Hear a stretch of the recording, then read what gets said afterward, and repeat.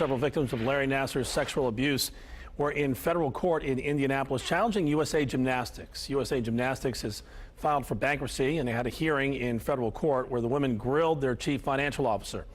IT8's Stephanie Zepelin was in that hearing. Stephanie?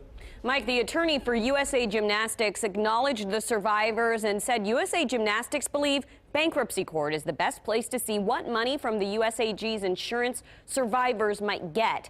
Answering the questions for USA Gymnastics was their chief financial officer, Scott Schollenberger. Schollenberger joined USA Gymnastics as their CFO in July of 2018. He used his relatively new status with the organization as his reason for not being able to answer more of the survivors' questions.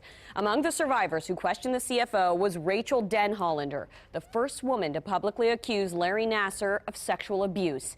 A major focus of Denhollander and the other survivors' questions was the scope of the accusations against USA Gymnastics.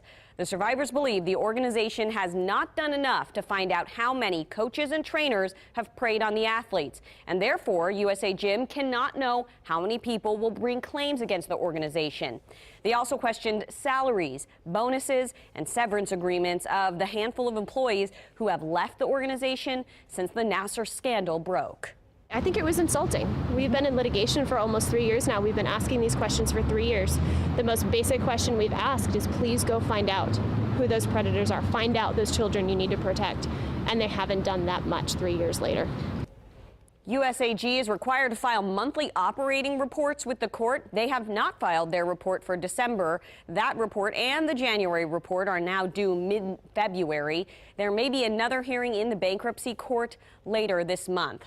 The survivors say they will continue to move forward together for accountability and reform and assured us they're not going anywhere.